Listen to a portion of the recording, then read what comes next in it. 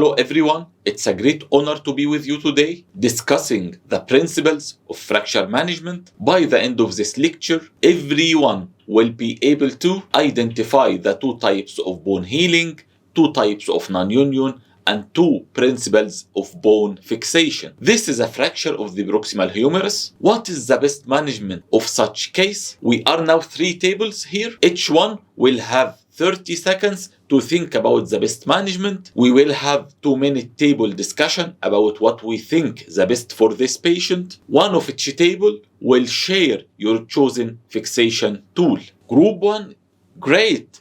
Brace is a great choice from group 1, but unfortunately, this patient failed to unite in brace. What about group 2? Excellent. Very logical choice to relatively fix the fracture by intramedullary nail. But unfortunately, as we see, we had the second failure. Even refixation by another nail also failed. What about table 3? It's a great idea to fix with plate and screws. This what really been done and the patient united. I am really proud of you all.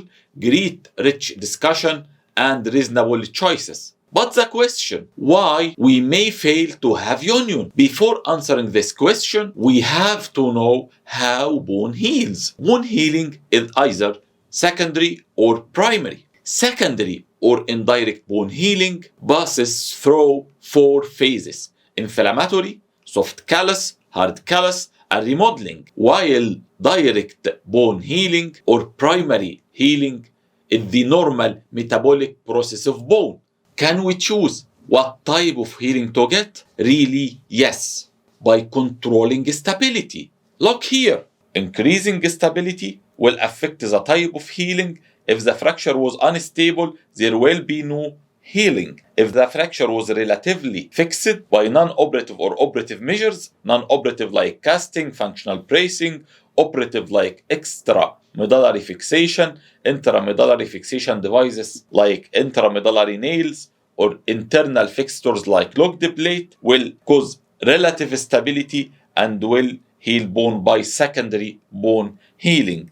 Absolute stability like lagging compression plating, it is a static type or dynamic type like tension band or buttress plates, will cause absolute fixation and absolute stability and will result in primary bone healing. Fractures are either diaphyseal or articular.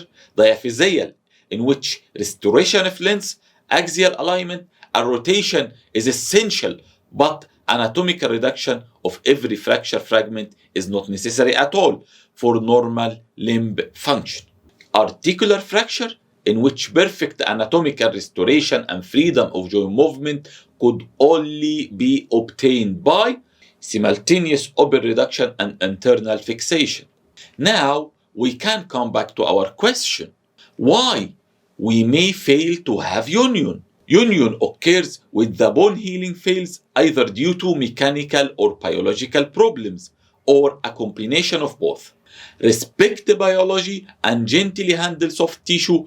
Follow the mechanical principles we mentioned before. You will have non-evenful healing of bone. Thank you very much for your patience.